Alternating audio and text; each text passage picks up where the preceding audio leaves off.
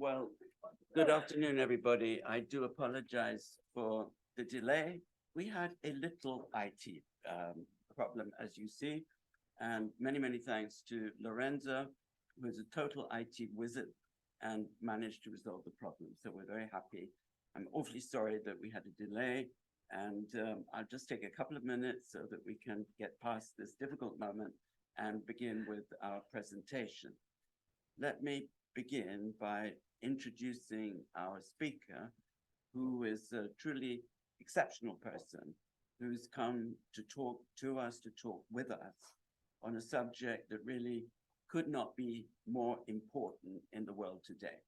And whatever you are studying, those of you who are looking at scenarios for the future, either in the MAGR or in any of the other programs, looking at risk, looking at uncertainty, looking at change, I think today you're going to get new insights on changes which are underway in the international system and which have great relevance to all of us. I would like to introduce you to Ambassador Dr. Len Ishmael, who's come from Brussels to be with us this afternoon. She's originally from the Caribbean, has lived in many places, is a true citizen of the world, whether the United States, Europe, the Caribbean, Africa, or beyond. She's held a number of very important positions, including ambassador of the Eastern Caribbean states to the European Union and to Belgium, as well as a number of other roles. While she was there, she was the chair of the group of the 79 ACP ambassadors in Brussels. She's held senior positions in the UN, the World Bank, the Rockefeller Foundation, as well as several other foundations and universities. She is taught in a number of universities at the moment, in the Free University of Brussels, the VUB, but also in Morocco, in the King Mohammed universities, King Mohammed VI University.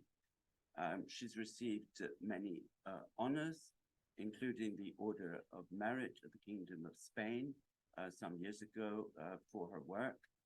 She was educated at the University of the West Indies in Jamaica in economics and geography. She got a master's from Hunter College in urban planning and worked in urban planning for some years, a master's at Tufts at the Fletcher School of Law and Diplomacy in international relations and diplomacy, and a doctorate from the University of Pennsylvania in regional development and development economics. So she comes to us extraordinarily well prepared. And while apologizing for the IT delay, it's a great pleasure and privilege for me to introduce you to her this afternoon to talk to us about what in some ways is her life work, this topic of the New South in a multipolar world. I should just add one final point, and that is before we came up here this afternoon, we went to the library and Ambassador Ishmael presented her recent works to the library, including this one, which I put on my reading list for next semester, and I think is extremely instructive. I've been through it and I found it tremendously helpful myself. Aftermath of War in Europe, the West versus the Global South, and two other works, EU-Africa Relations, Energy and the Green Transition in an Era of Crisis, and Beyond Aid, Making the EU Strategy with Africa Work for Africa, just a very small sample of her works. So with that, it's my very great pleasure to introduce you. We'll have about 20-25 minutes of initial presentation. Please prepare your questions. People online, please put your questions into the Q&A box. And then we still, despite our delay, have ample time to engage with Ambassador Ishmael subsequently. Then the floor is yours. Thank you so very, very much. It's a real pleasure to be here with all of you, and I didn't expect to be starting my introduction to you and with you in a form of crisis.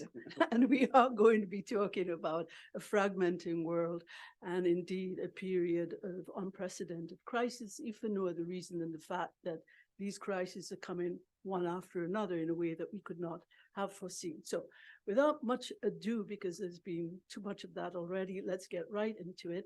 I will speak for about 22, 23 minutes. I'll go very quickly. The thinking is we've lost some time already, but I do want to leave enough time for exchanges with you, which we can continue. I'm here until Sunday, I think. Okay, all right. So New South in the multipolar world. There's been quite a lot of talk in, whether you read the Financial Times, The Economist, or popular magazines, or interact with your own professors. Very much in the media today is a sense that the global South is fence-sitting. I have a different hypothesis that we will discuss this afternoon. But anyway, the question is for us this afternoon, fence-sitting, or is this multi-alignment? And I'm trying to advance this thing.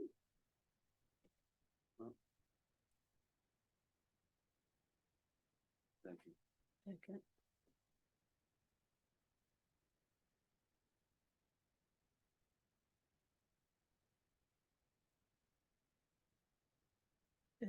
Okay, now I'm afraid to touch anything. Okay.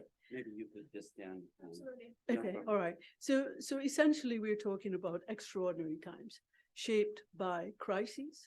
Of course, we have the ongoing climate crisis. Then we've had a pandemic, a global pandemic. Then we had war in Europe, which we certainly didn't expect. And over the last 4 weeks, of course, we've seen the turmoil in the Middle East. And all of this is taking place in the context of a period of heightened great power, competition and rivalry.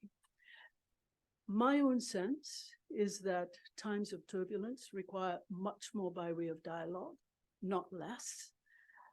And these tools of dialogue and empathy are, I think, we should consider to be critical tools of diplomacy. We get a sense as well that the world is fragmented into different blocks. And that we know from recent past experience that the global South, and we will go into some different definitions as well, is refusing to pick a side.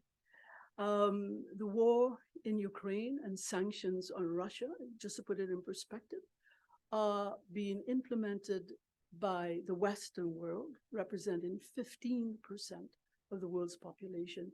The rest of the countries with their populations are not enacting sanctions against Russia.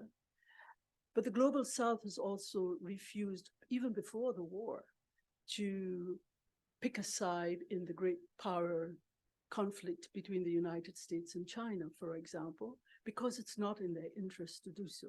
And we'll come to reasons why that might be so. And some of those reasons might already be very clear to you as well. In fact, we've had, from about 2018, the former Prime Minister of Singapore saying very, very clearly, our security lies with the United States.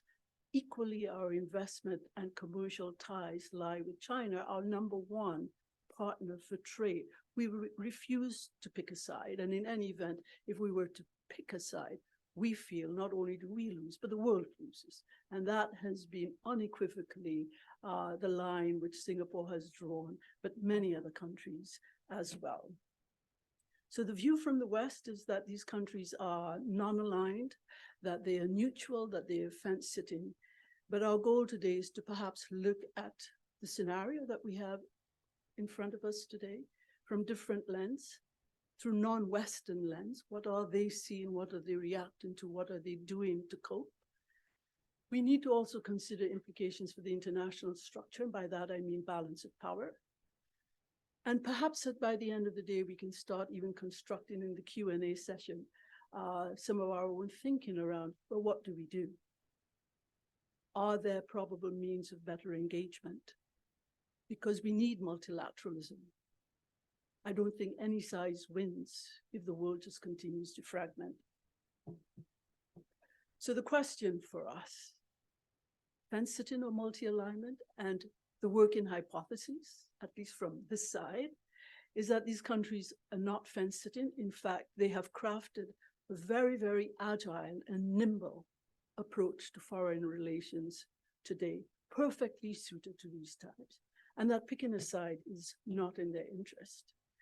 And I want to make three bundles of observations before we get right into it. The first is that there is change in the international structure. Global output is shifting from west to east. We will share some numbers later. There's a rise of middle powers. They themselves have used this opportunity strategically to expand their range and sphere of influence in a way that's carving much more by way of multipolarity in a very multi-layered sense. And there's challenge today to the Western, to the US led Western liberal world order, which has been in place since the Second World War. And the risk today, in a very real way, is diminishing competence of global influence and power for the West around the world. We also see the, I'm hoping that I can go back. Yeah. Just take it. Okay. Okay, it's okay.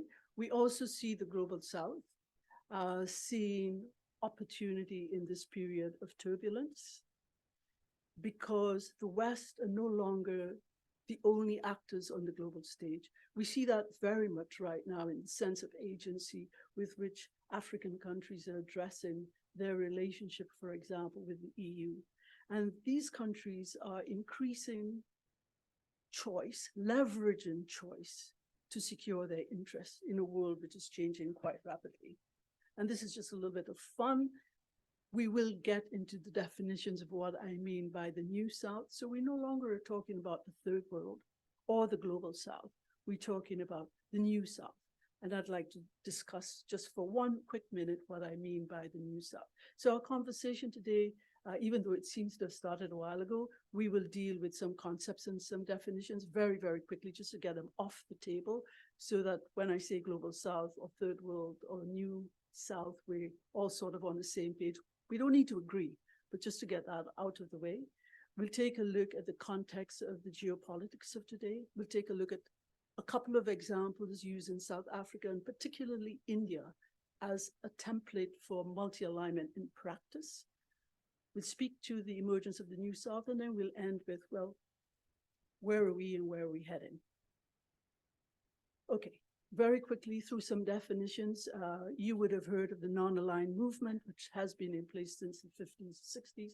I imagine most of you would have because you're students of international relations, I believe, though maybe not all of you. A process which started in April 1955 and led principally by a number of leaders from Africa and Asia. And the agenda really was, in this period of the Cold War, not wanting to be caught between any bloc because their own agenda was one which was centered on development.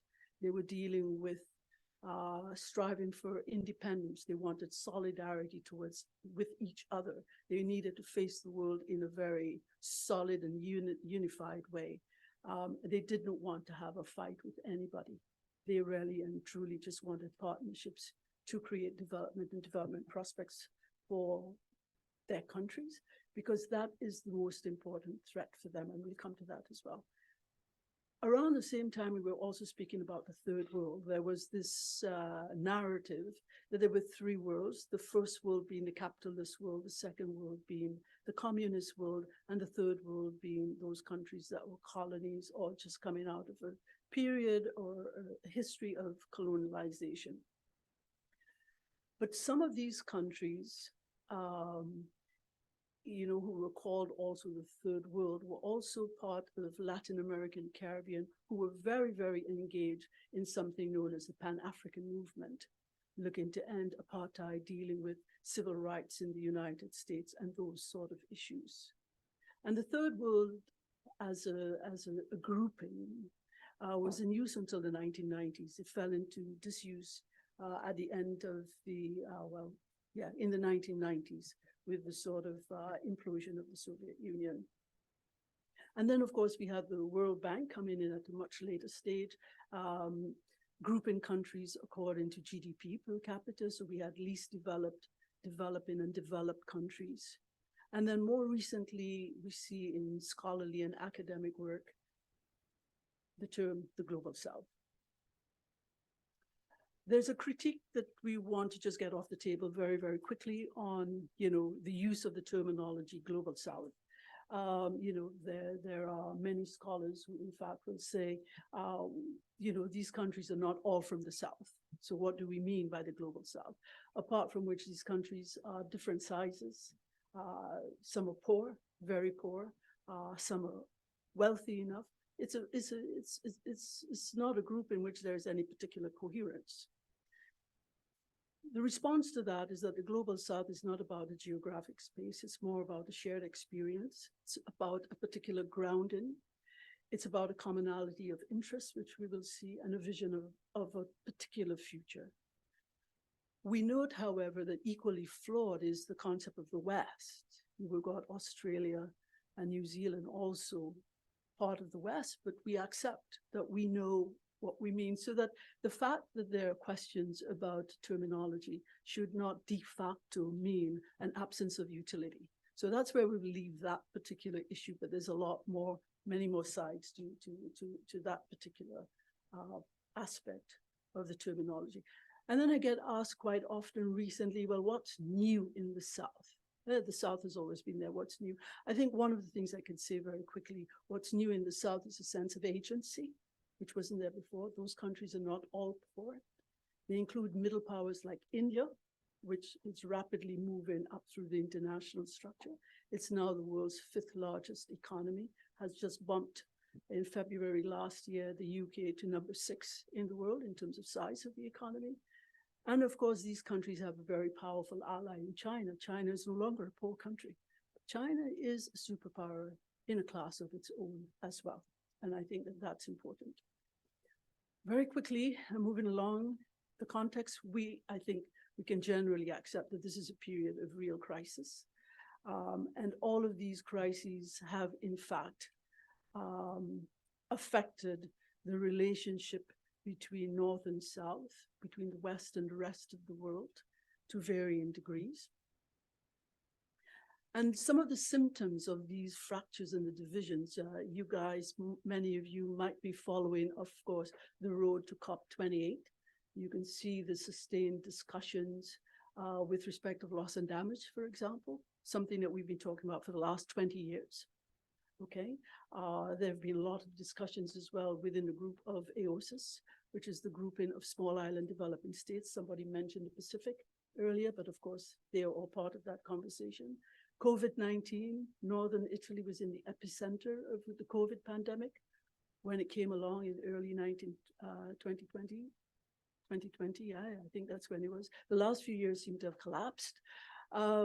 And there was a sense that there were no friends, so the sense that we were all going to be in this thing together very rapidly disintegrated. No, it seemed certainly in the beginning that everybody was on their own, and particularly for the South, because the first vaccines they ever got were from India, were from Russia, and there was a third country that would come to mind, sorry? China. And China, of course, and China. And then, of course, we have the war in Ukraine, which the Global South do not see in their interest. And that has been a sort of a tipping point in many ways with respect of this newfound agency and what they're doing with it. And of course, the crisis in Gaza has deepened those fractures between the Western world and the rest of the West and the rest of the world, and certainly between the Global South countries and the West. And part of the reason for this is that if we take a look at what happened during COVID, and if we take a look at the heightened inflationary forces as a result of, the energy crisis, the food crisis, as a result of COVID, but deepened by the war in Ukraine, a stronger US dollar has also exported inflation to the rest of the world as well. Poverty in many parts of the world are growing, no longer going down. In the first 3 months of the year, we had 75 million more people pushed into poverty. And by the end of last year, it was already more than 200 million new people into poverty. FAO said that at the beginning of the war, there were 56 million people who had no prospects of food, and that number has more than doubled. And so these are indices that are very, very much, of course, concerning to countries of the global south. And the World Bank has warned of a lost decade of development of all of those countries, because these countries are in fact forsaking development to pay off their debt. And they are borrowing capital today at very, very high rates of interest. The EU and the US can still borrow at 1 to 2%. These countries are borrowing at 14 to 18% minimum. They can't afford it. Neither can they afford to go the route of sovereign bankruptcy, because we know what that does to the prospects of countries in terms of even being able to attract investors. So debt has really gone up, and this has been a serious situation for them. The World Bank estimates that since 2020, these countries have lost an aggregate of 1/3 of their collective GDP, at the same time that they're paying even more towards debt. So several concerns for the Global South. They want this war to end. They need conditions of stability so that economic growth can resume.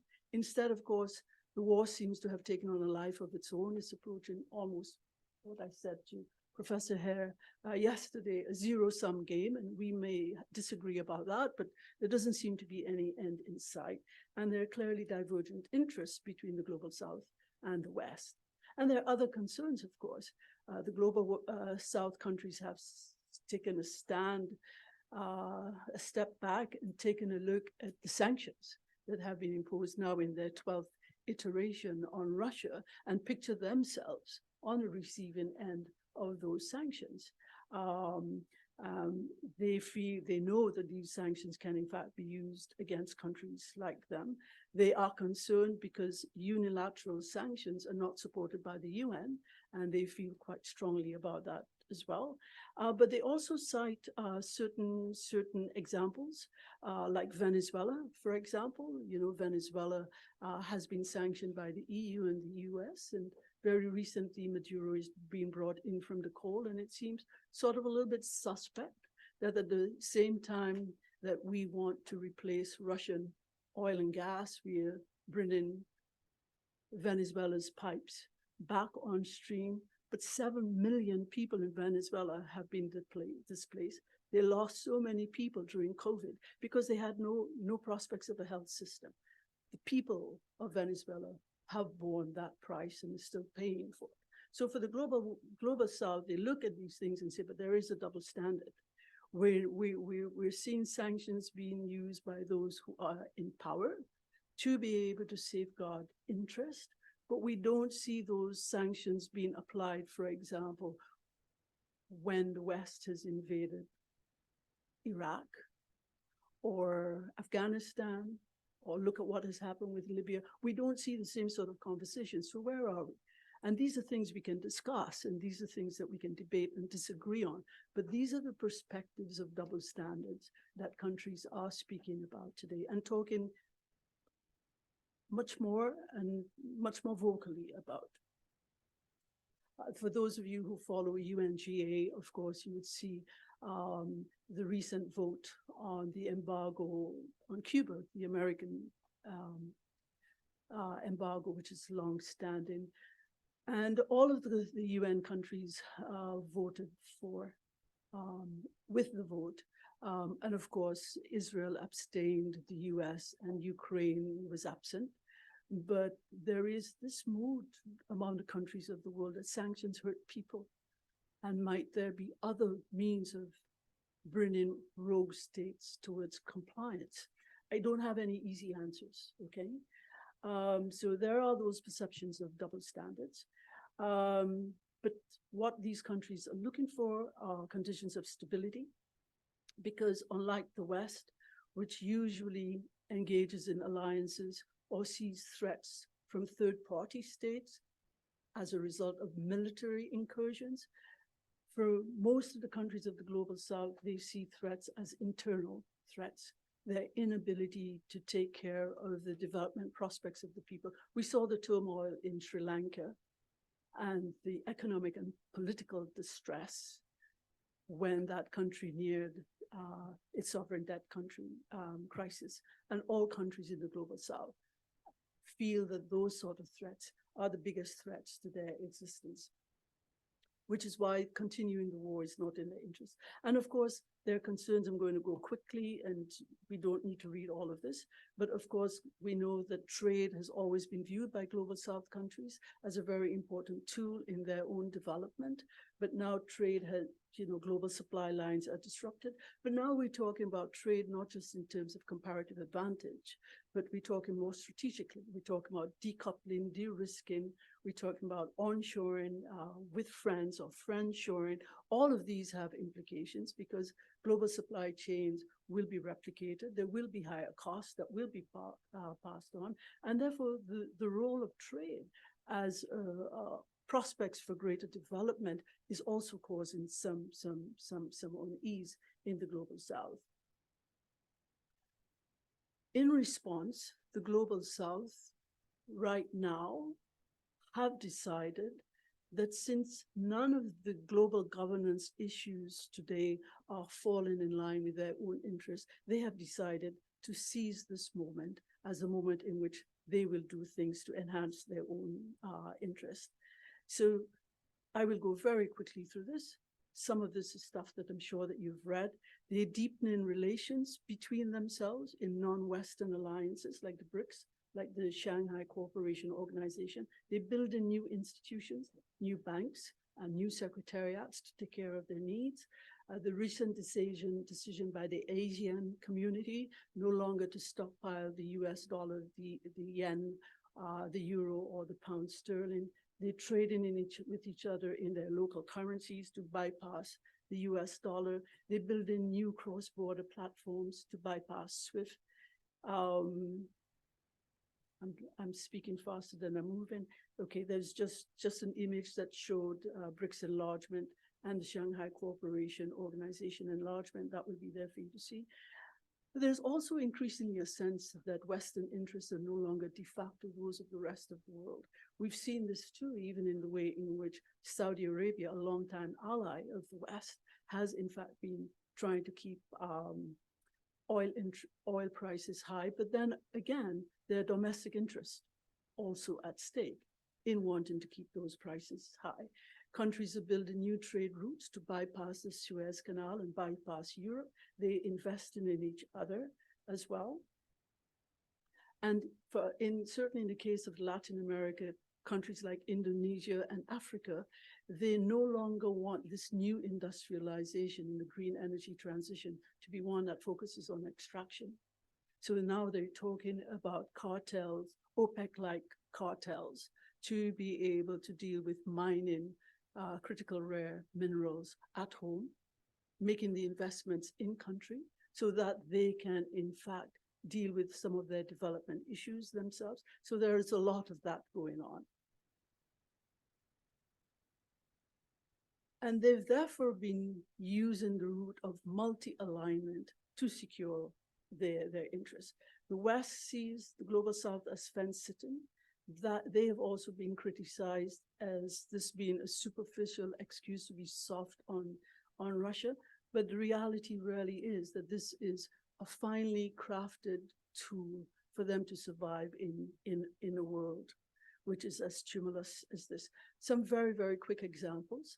Multi-alignment in practice, we look at South Africa. If you look at South Africa's trade, the #1 partner is China, but number 2 and 3 are the United States and Germany. If you look at its defense industry, if you look down the line at all of its economic sectors, they're all multi-partnerships, West and East and everybody else. If we take a look at the joint naval exercises, which drew a lot of criticism this year, February, when the South African Navy jointly with China and Russia had maneuvers just off the coast of South Africa, and that was roundly criticized.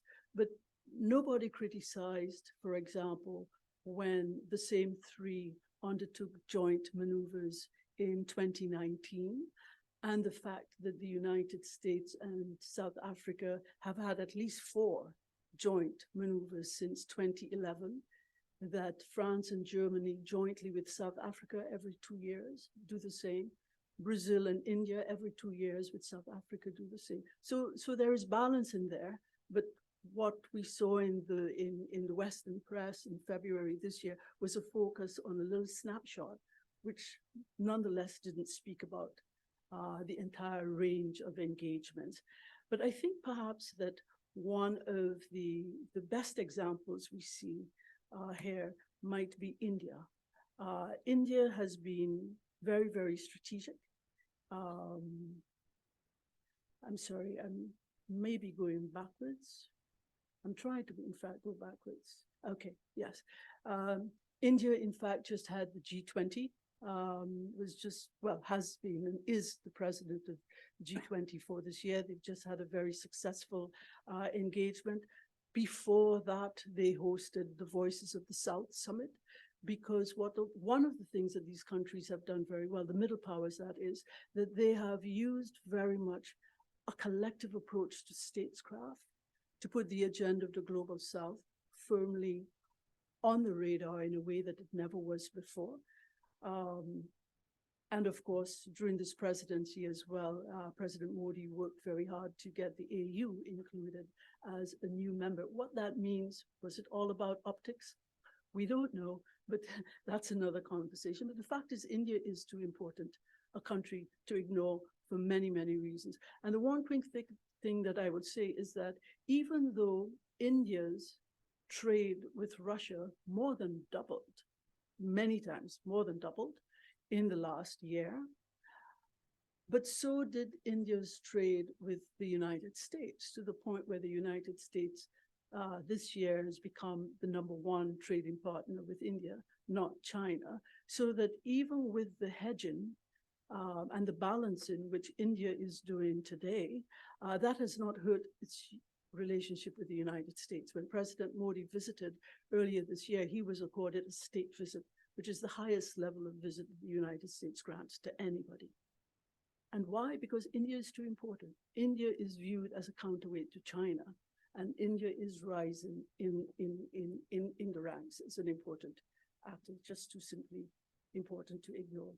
So there's quite a lot of agility with respect to India. It is a member of the Quad, which I'm sure you know about, but it is also a member of the BRICS and SCO, led by Russia and China. It is part of a North-South corridor, moving trade from Central Asia all the way through Iran to North Africa, bypassing the Suez, but it has just signed a mega agreement with the Americans, with Saudis, and with Europe to be able to do a different corridor, right, but running through Europe. And even small states, I'll leave this one for you. Guyana in South Africa, usually, you know, up to fairly recently, a very poor country, now very rich with oil, you know, one of the largest in the world right now, fastest growing country in the world, literally from rags to riches. And so lots of visits by American high-level officials. Most recent one in July, Secretary of State Blinken. And then 2 weeks later, the president goes to Beijing to sign cooperation agreements. All that says is that those countries, really and truly, all of those countries are in fact sitting at tables with everybody, because that's the means by which they see as best suited to securing their interests, not picking a side.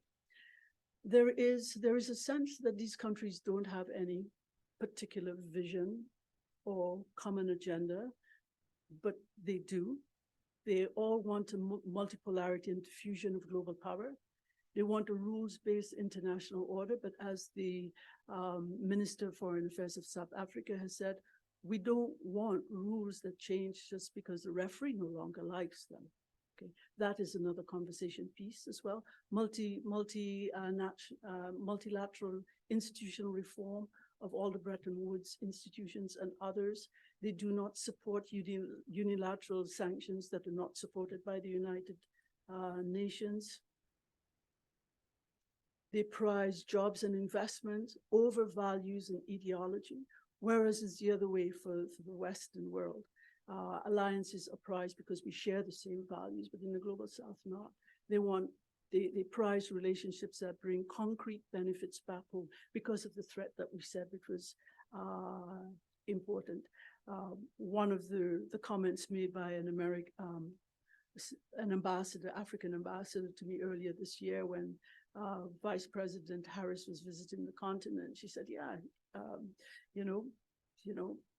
we get lectures, but what good is our values when people are starving, we need contributions, we need partnership that can help us with our development. So that's just another thought.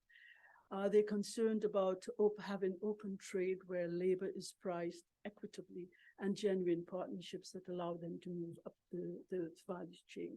So I'm coming to the point at which we will conclude. So it's realism, not idealism, that drives their common agenda. In not picking a side, they're focusing on initiatives that further their domestic interests. And they're interested in inclusion, social justice, and all of these set of issues. There's been a steady stream of Global South summits, even in this year. There's a long list of them. I'm not going to go through them.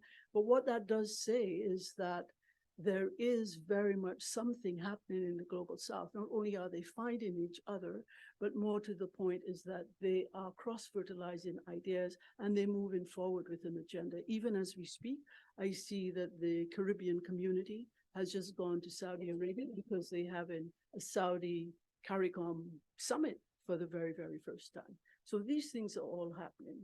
So whilst there's growing multipolarity around an agenda of common interest within the Global South, we also get the sense very much that there is a heightened impotence for engagements with, let's say, the New South on the part of the West. We've seen this in the spate of diplomatic engagements from all of the big powers, whether it's the EU, whether it's the United States.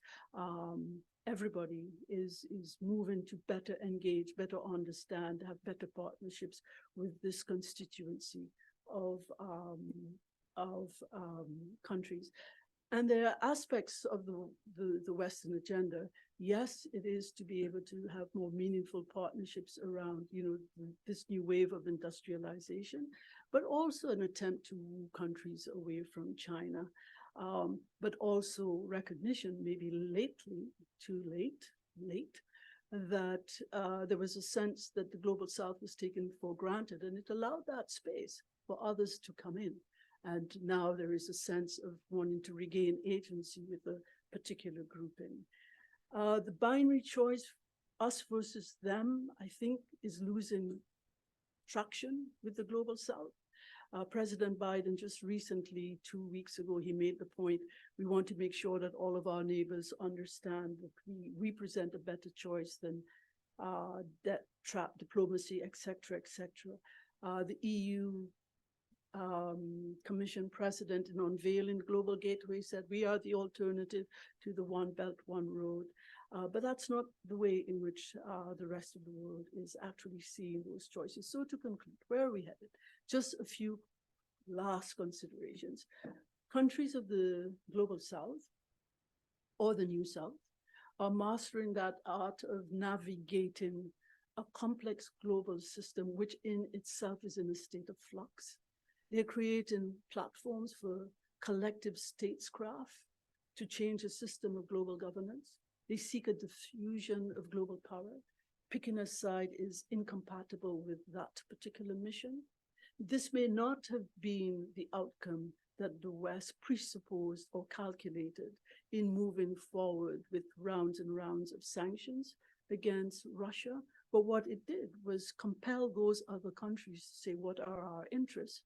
And we need to protect them and seek different methodologies for being able to do that.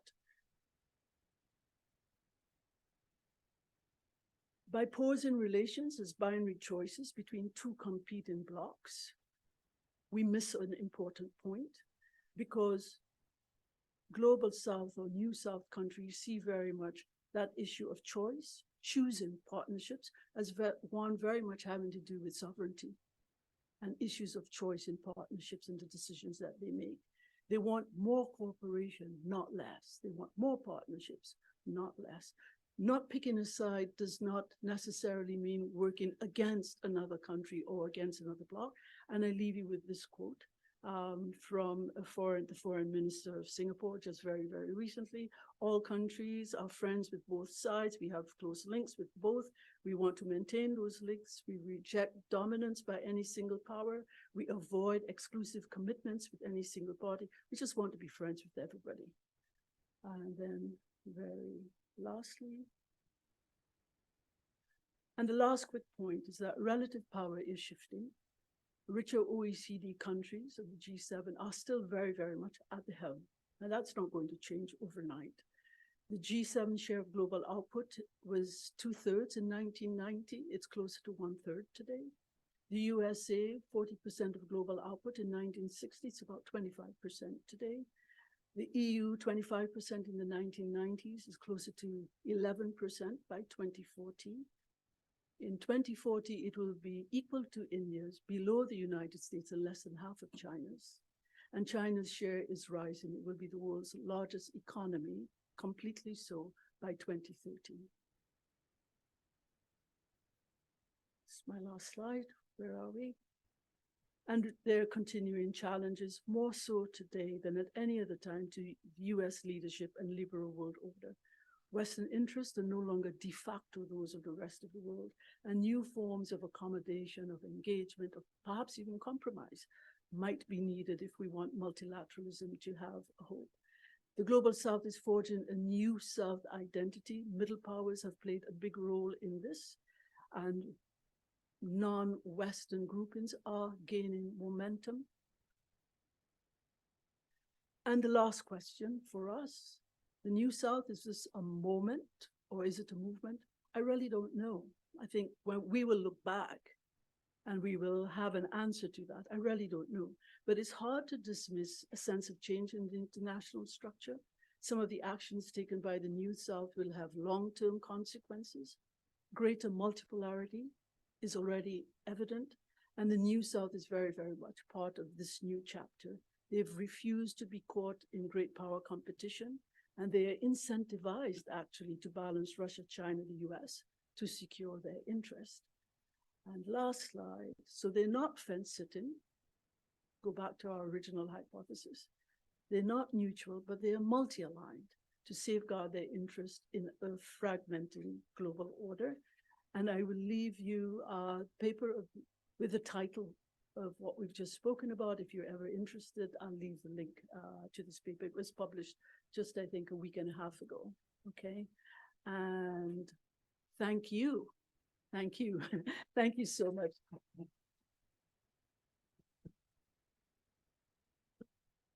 Well, thank you, Ambassador. Thank you, Len, for tremendously stimulating presentation, which I'm sure has got us all thinking in a different way about many of the issues that we're dealing with on a daily basis. If I could just take advantage briefly of my position as chair, just to make one or two slightly controversial comments, perhaps, to get the ball rolling. We're always supposed to be provocative on occasions like this. And I think that you have put your finger on many, many of the trends and tendencies in the international system today. And I think none of us would question many of the trends that you point to. And many of them, I think, are healthy. The fact that countries pursue their own interests. In fact, you know, a government should be immediately fired by the electorate if it did not pursue what was perceived as its own interests rather than the interests of another power. Of course, interests always come down to perceived interests. But if I could just make three brief comments. The first is about communality of interests and common purposes. I think it's one thing to point out that many countries that we used to refer to, developing countries, third world, or what have you, have interests that are distinct from those of the United States or the West. But they also have interests which are distinct from each other's interests and which are distinct from China's interests, for example. And I think that the discussion glides somewhat into a sort of discussion of the global south as if, as such, the global south had agency and single purpose. And I think we can, with respect to certain considerations that you pointed to, yes, but we don't need to make a list of the numerous conflicts. I mean, India, Pakistan, China siding with Pakistan, Russia traditionally with India. India, you mentioned, for example, reform of the Bretton Woods institutions. I'm not sure there's complete unanimity on that. India is worried that with rebalancing of voting weights and shares, its share would decline by comparison with China's share. And India is not very keen, actually, for that reason, and might prefer not to go down that road. South America, riven with conflicts, Africa as well. So, I mean, I don't think that the common sense of purpose to distinguish themselves from Western interests necessarily infuses them with common purpose, except perhaps for a few general principles. Second comment concerns China. And I'm a little bit concerned that for some of the countries you've been talking about who wish to detach themselves from dependency on the West, that it might be a little bit out of the frying pan into the fire, as we used to say. And is there not a risk that they may be replacing to some extent dependency on the West with dependency on China? And even though I would quite agree that the West has not been benign always or even ever in its relations with the global South, I don't think China is either. I mean, China likes to present itself as a developing country, slightly ambiguous, but it's pursuing its own interests too. And I think there are many occasions when they may conflict. We discussed yesterday briefly the BRICS expansion, which was pushed by China. It was China's agenda. To begin with, India, Brazil, and South Africa were not keen. They were paid off, so to speak, by China, and they went along with it. So I think there's that risk, at least, of replacing one set of dependencies for another, with the risks of debt dependency and other such considerations. And finally, what of governance? To be sure, I mean, the West has never scrupled over governance issues and has made alliances, you know, left and right with countries and fought wars with and on behalf of countries whose governance scarcely bears consideration. So, you know, who are we to talk about this? I quite agree. But the idea that the suffering in considerable parts of the global South has nothing to do, let's say, with governance issues within those countries, which were not mentioned, I think is a bit of a distraction from some of the forces that are at work in the world today. Yes, I think that indeed, you know, certain sanctions have certainly hit many countries, the poor countries, more than any others. But some of the problems in Venezuela, for example, may have something to do with governance within Venezuela, at least. So communality of interest, role of China, and governance issues.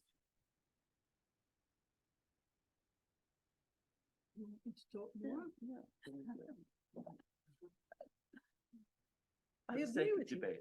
Yeah, no, I agree with you, Michael. I agree with you, but I think perhaps where we might disagree would be more in nuances, shades. If we start, for example, issues of governance, you're quite right. You know,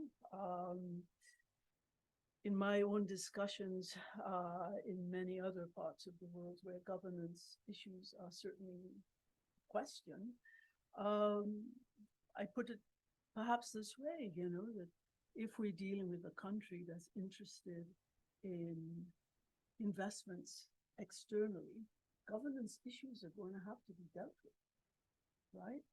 Because investors need to make sure that their investments are secure, that there's certain rule of law issues. But more than that, there are many wealthy people in a lot of those countries that don't invest at home because they don't have that certainty either. And these are issues that these countries are going to need to deal with. And those countries are going to need to deal with these issues themselves, for themselves, But more to the point is that their societies and their populace also need to start understanding that it's not just about the government's business. The government works on behalf of the people, and the people lose out. And more we see prospects for civil societies being empowered within those countries, those sort of questions need to be raised. But when those questions are raised, I'm not sure that when the questions are raised outside in terms of a moralizing take, that it has been very helpful in the past, especially recently. We looked at some countries in the West and we see not only liberalism, we see authoritarian tendencies, we see attempts to roll back the rule of law and democracy. We know that democracy needs fixing at home as well. So I don't think we have the moral ground that we used to have, I think, in the past. At least this is my view, to be able to lecture countries. And I think there's been a bit of a backlash with respect to that lecturing, right? Let's take a look at Latin America. I'm looking at Ventura. Let's take a look at Latin America and the Caribbean. One of the issues that our region has with the EU is the fact of being blacklisted as tax havens. But why is it that we never hear of the state of Delaware in the United States, or Guernsey, or the Channel Islands, all of these islands, all of these parts of the UK, all of these parts of the West, which are the largest tax havens in the world. And in fact, when we look at the little Caribbean, the British Virgin Islands are protectorates of the UK. They are blacklisted, but the UK is not. These questions of double standards, in other words, people are a lot more sophisticated today. They don't just take a storyline because it's the line that was always given. They ask questions now. They do the data, they do the research, they put it on the table and say, now let's look at this. Let's have a discussion about it. And those things, in fact, adversely affect the ability of a Latin American country, a small country in the Caribbean, to attract investors. It hurts deeply, but it's also a rule, and rules again that are not consistently applied. Okay, so I think we definitely have this. The issue of governance is certainly an issue of governance that we need to deal with across the board. And countries in the global south need to be able to take care of these issues for themselves. I think replacing dependency from one group to another is also pertinent. But two quick things I would say is that if you take a look at Africa, Africa considers China to be a friend well before China ever became wealthy. In the 1960s, when Tanzania was first independent, they went to Washington, D.C. and asked for a loan to build their first railroad to bring mineral ore from very remote areas to the port so that they could better integrate into global value chains and global trade. And they were told no, because they were poor. They won't be able to pay back a loan. They went to the UK, it was the same response. And they went to China and said, you know, you guys need to build it. And they said, but we're poor, we're as poor as you. That was in the 1960s. China built that railroad. They started in 1969 and they finished in 1972. It cost close to $1 billion. They built it and they brought their people and they trained Africans to work on the railroad. Today, that investment is valued $8-9 billion in today's currency. Africans and Chinese people have always worked together. They were part of the maritime trading arrangements all over Eastern Africa centuries ago. They're known so that Africans don't consider Chinese to be the new in any form of neocolonialism. They don't see it that way. And when they've wanted loans to be able to deal with infrastructure investments, when they've gone to the IMF and and the World Bank, austerity measures have been part of the preconditions to receive those loans that have hurt people who are already poor and hurting at the bottom worse. China has given money, but has not imposed those kind of conditions. China has been a partner then without interfering internally in their affairs. in the same way that China doesn't want anybody interfering. So it's a partner also of choice. I'm not saying I'm not Chinese and I'm not African and from the Caribbean, but I'm just saying that sovereign states have taken a look at the offers they have received and they've determined the partnerships that they wanted. And in fact, they've had partnerships and continue to have partnerships across the spectrum with the IMF, with the World Bank, but also with China. And in my own work, when I take a look at EU policies and I write these pieces, I say, well, you know, why don't, instead of looking at development cooperation as a zone of competition, why don't we look at it as a zone of cooperation? That's what the Africans are doing. That's what Latin American countries are doing. That's what the Asian community is doing, right? But we view development cooperation very much as a piece of foreign policy, which it also is. You know, there are interests at stake. And why would China not have interest?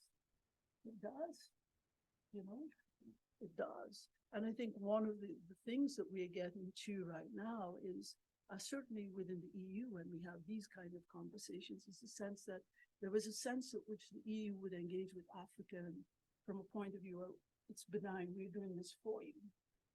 And now Africa is saying, no, you're not doing this for me. You have interests too, but we want you to put on the table what your interests are so that we understand them. Because we want to talk about our interests. And we want a partnership that's mutually advantageous, where we have wins, mutual wins. But if you are saying you're engaging with us because you care and you don't have interest, we know that that's not the case, you know. So more genuine partnerships is what we're talking about, more genuine engagement. And yes, you're right, that these countries are all different. And so how can we even talk about the commonality of interest? And so I was careful to say that even if they're different, we can pick up some areas in which there is a commonality of interest, right? A diffusion of global power. Certainly is one. They don't want a single hegemon. Actually, they may not even want two. They want that multipolarity because they want greater choice. Right? And there are one or two other areas in which you can definitely see that they are coming together for something. But yeah, China and Pakistan will always have an issue, right? China and India always will.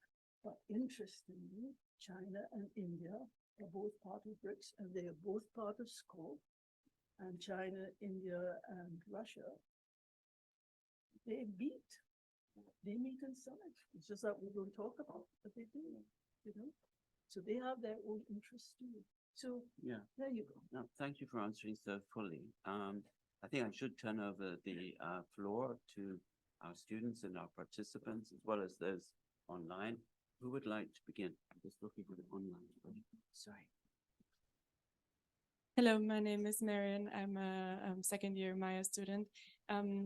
Thank you so much for everything you outlined. My question relates a little bit to your last comment on BRICS and the SCO. The SCO was, of course, founded between Russia and China, primarily to solve border conflicts, then has expanded to Central Asia, to other, not just geographical, but political and economic spheres. Now there are new candidates, India, Pakistan, Iran. There are so many border conflicts and long-held historical issues between those countries. How sustainable do you think, do you perceive, is this cooperation within the SCO, but also the BRICS Development Bank, for instance? I mean, Brazil is pushing to open the access to funds to Argentina, for example, currently that has a huge monetary crisis. How backed is that by everyone, and how sustainable do you perceive that? Thank you. I think that you know, these countries, I think that one of the things that we're seeing right now is that alliances are a lot more fluid than they used to be and a lot more transactional. So that a long time ago, we thought of alliances in very traditional ways, you know. We are allies and we stick together through hard times and good times, but we together. But you don't see that in the Global South. You see groups getting together around certain thematic areas and then leaving that table and reconverging with others, okay? So who could have imagined that China and India would ever form the BRICS when they have this long contentious border, right? When China is a supporter of Pakistan, right? Who would have thought, right? But, you know, there was a time in the 70s where India found itself very, very isolated, was not yet that close with the United States. And their friend at that time was Soviet Union, but also China, you know? So historically, there's so many different things that come into play. And I think what these countries are doing are finding each other around interests in which having more in numbers furthers a particular agenda that maybe just doing it with one or two other countries would not. And certainly for SCO, they seem to have moved well outside of the early getting together because there were so many conflicts with respect to borders. They now see themselves as an economic force because so much of the critical rare earths are deposited there, right? And they see themselves being able to twin, to move with Africa and other parts of the world to be able to do this. So how sustainable is it? I mean, I'm amazed that they found the political will to create these sort of mechanisms. But not only have they hung in there, they're gaining more traction. And even Turkey, which is a NATO member state, is not just a dialogue partner with SCO, but says that they too want to one day ascend to full membership. And then look at Saudi Arabia. What's Saudi Arabia doing there? And Saudi Arabia is with the BRICS. Saudi Arabia is with SCO. But the Saudis are very agile in the sense that they are aware that they're shifting poles of power and they will align themselves wherever that power is. And for the BRICS, of course, you know why Saudis would be important. They bring money. The new development bank needs replenishment, right? The former prime minister, president of Dilma is you know, the head of the bank. But that bank is AAA rated. It's not a little thing, you know? And the Asian Infrastructure Development Bank provides more financing for global infrastructure than the World Bank and IMF combined, you know? And Lula, in his first term, whom I had the privilege to meet and sign many cooperation agreements with him, I mean, he always was talking about the need for a Bank of the South. He said, if all of us put in just 1% of our reserves, we could seed and capitalize our development needs, certainly for infrastructure. So he always wanted that. So I wasn't surprised when the BRICS came along that said, and now we need us a bank, you know, and that bank is doing things, including providing financing for least developed countries by way of grants so that they can lift them up too. So there are stories in there. Maybe they're not all good stories, but I think there are lessons in there that we can look at this group of countries saying, all right, then, you know, well, somebody from heaven is not going to come down anytime soon. Well, let's pool what we have. Let's pool our sovereignty. Let's pool our financial resources where we can around limited agenda. And let's see how far we go. And these things build trust. And the more trust you have, then there are greater and more things perhaps that you can do together. Thank you. Any other questions, Alessandra?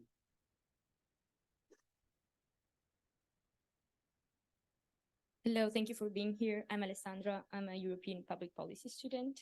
And I think I have one question, maybe two, I don't know. But talking about multilateral development banks, and especially the World Bank, do you think that in the future, tools like budget support are going to prevail over, for instance, like project funding, since they have less conditionality that may make it be perceived as more hostile in developing countries? Or given that riskier aspect of budget support, countries are going to shift and invest more on bilateral kind of relationships between developing countries or global South and maybe the West?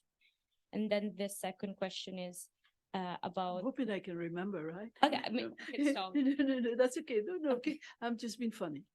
And then we're talking about the war in Ukraine, like what is the stance of the global South on it? Because I think the repercussions and the effect of it has been widespread. If we think about Bangladesh and Sri Lanka, like Europe has just bought gas from other markets, raising prices, and now it's not possible for them anymore to purchase gas, and you have fishermen in Sri Lanka that cannot put fuel in their boats and cannot make a livelihood of fishing, for instance, or the food inflation in Ghana that almost, if it was not for the IMF, they didn't really want to bring the IMF into the country, but they had to. They had striking food inflation and growing poverty ratio again. So how is it possible? What is their stance on it, and what are they planning on doing it? Well, let me start with. Just a sec. Because we got started late, we're coming to the hour, and some of you may have some other commitments. I mean, if you need to leave at 5, please do. Otherwise, those of you can stay. We'll continue for a little while. Some might have to leave. Let's take a few questions. I'm taking note of them Okay. carefully, Okay. and then we could answer them perhaps together. Yes.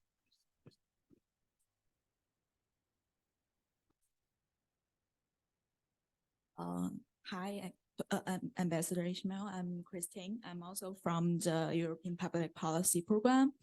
And I recall in your 1920 paper, you describe China's influence via investment strategy, particularly after the 2008 financial crisis, which in my own perspective seems to echo the US Marshall Plan role in the post-World War II Europe.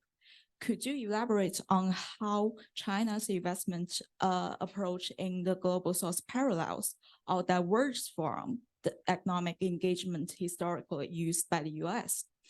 Additionally, with regard to Africa's partnership with China, how can we discern genuine economic cooperation from strategic influence? Thank you. Thank you very much. Is there anyone else who has to leave who would like first to ask a question? No. Okay, good. So let's take those two questions. The first one's from Alessandra about whether there might be a move towards more budget support rather than project support in those banks that you've been referring to, because it comes with less conditionality, generally speaking, and the impact of the Ukraine war on food supplies and supplies of critical minerals and so on to developing countries. Not quite sure the twist of the question there.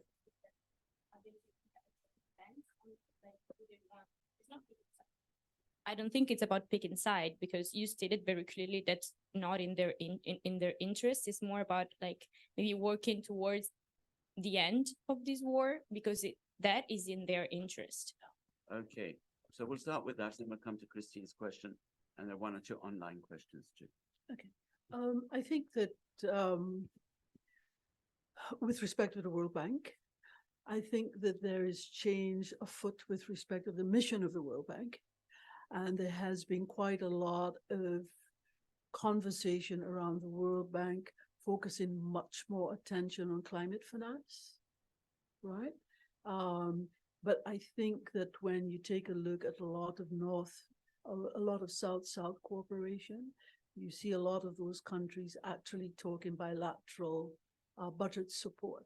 You even take a look as a quick example of what happened just before the elections in Turkey, and both Saudi Arabia and I think it was UAE deposited billions of dollars into the national treasury in Istanbul to be able to put a brake on the depreciation of the lira, but also in so doing to prop up the chances of the former and now still president of Turkey, right?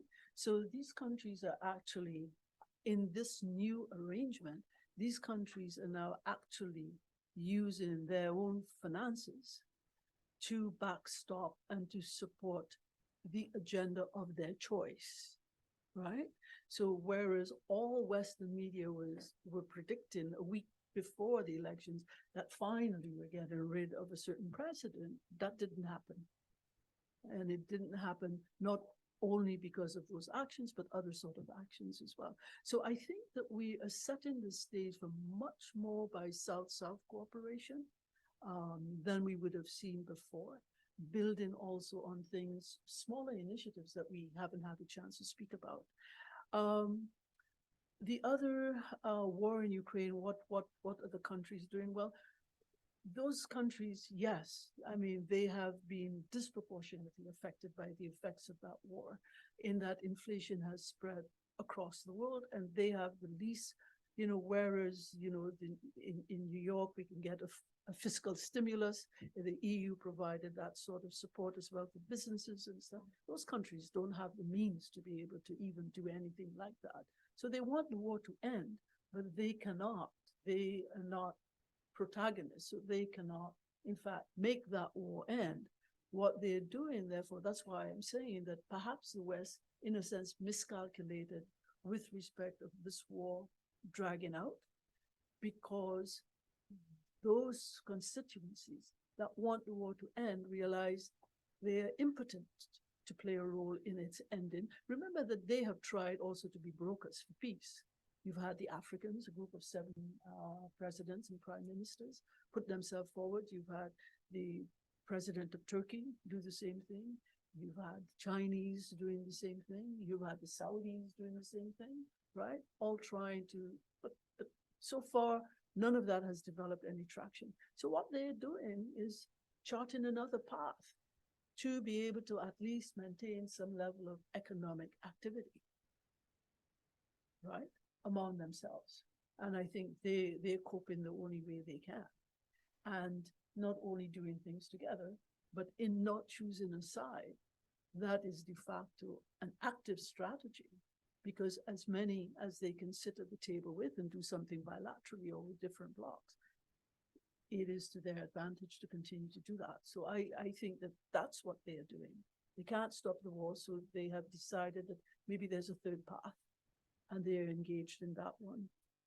Thank you. And then Christy's question was about China's investment strategy and whether in Africa one can distinguish between strategic goals and development goals. Is it clear that China is pursuing development goals rather than strategic goals? And she also asked about similarities and differences from the Marshall Plan. And I think she asked, she reminded me of a paper I wrote, I don't know, maybe it was 2018, on China's investments in Europe. Influence through investments, I think I called it. Right. Reinvest, something like that. But the reason She's been doing her homework. She's multitasking. The reason why I wrote that at the time was that it was a particular period where there was a lot of literature about China in Latin America, China in Africa, in a neo-colonialist role, right? And I remember saying, but China is also in Europe, so why aren't we also talking about that?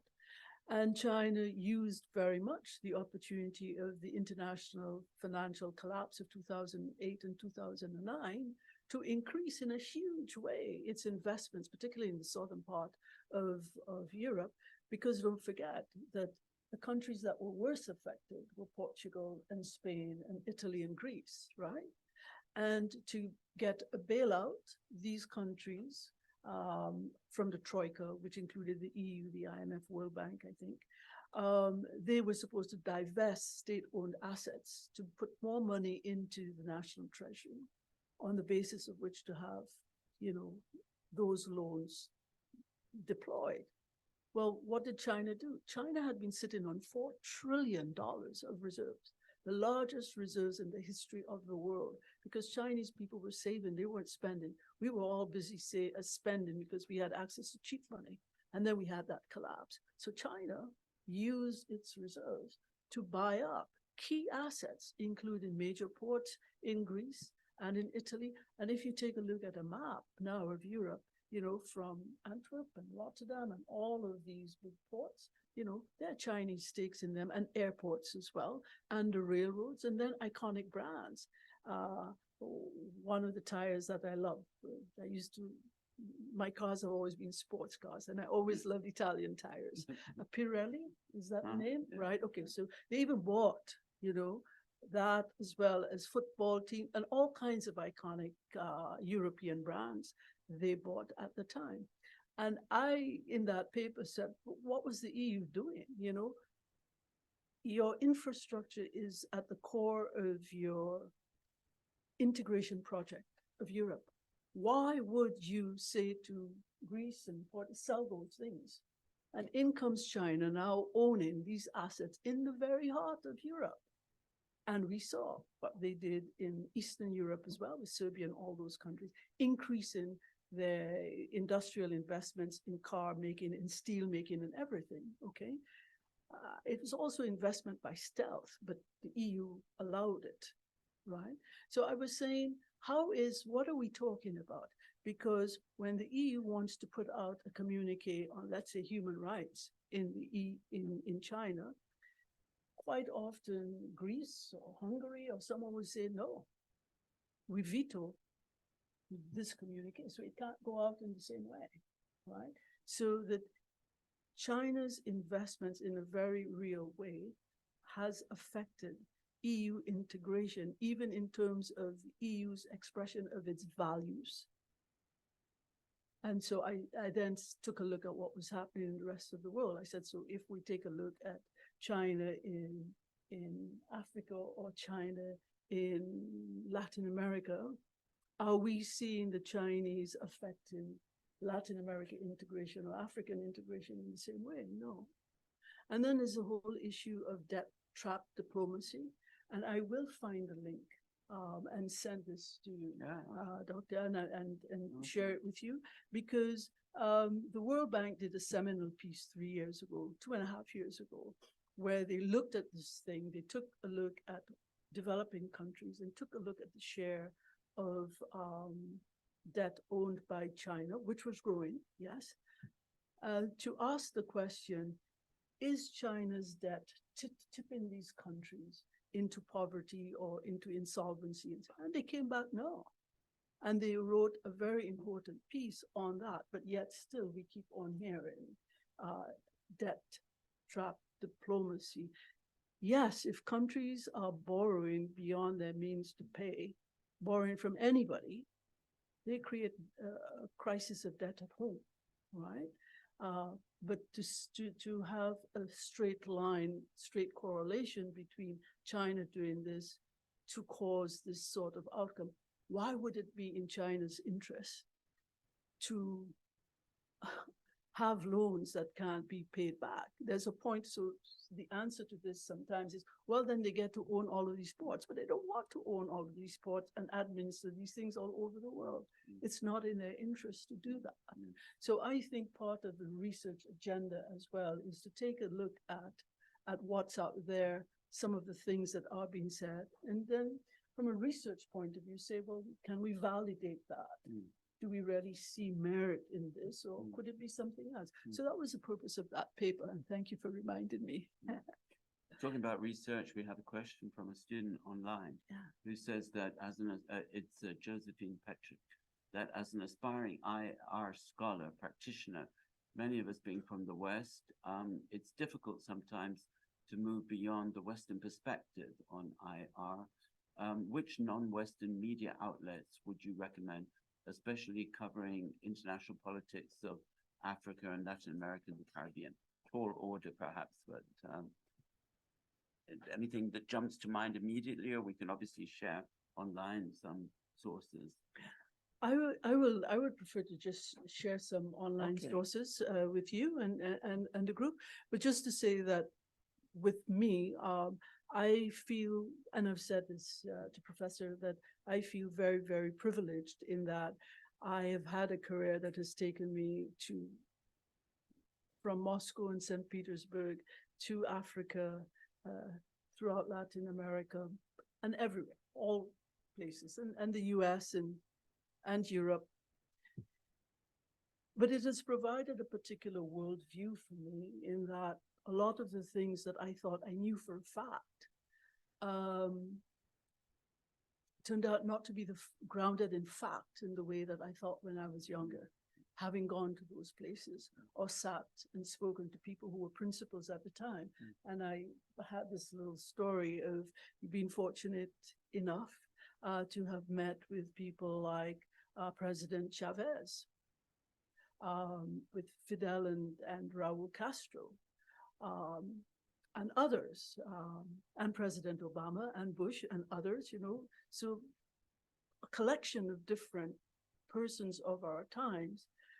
And so much of what I thought I knew as historical facts, sitting around a table at 2 o'clock in the morning or at midnight and listening to stories of people who were actually there, challenged the very basis of the facts that I thought I knew. And so what I say to all of my students and my sons have grown up knowing this, is to, though they're not in our world, they're spinal surgeons, they're in a very different field, but they understand these things because they've been taken around the world with a mother who has been engaged very much in these things, in fact.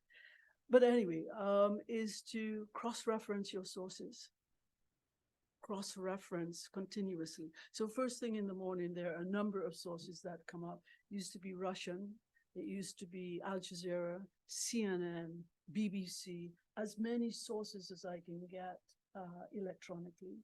And then all of the written material, whether it's Financial Times and Economist, every single day, where the Economist once a week, Financial Times every single day. But I read and I read copiously, because if I'm going to go on the line and say something, I want, with a footnote, that had better be accurate.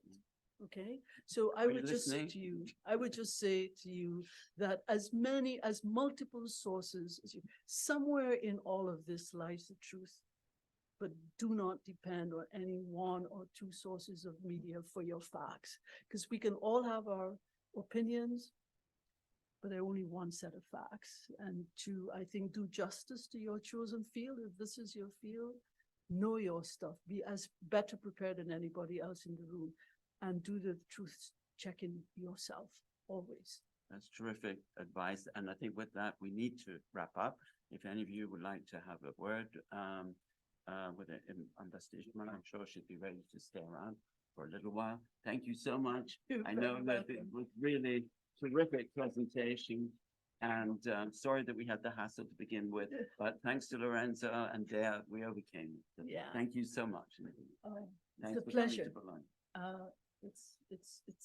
It's been such a pleasure. Thank you so much, guys. Thank you. And good luck. Thanks so much. Terrific.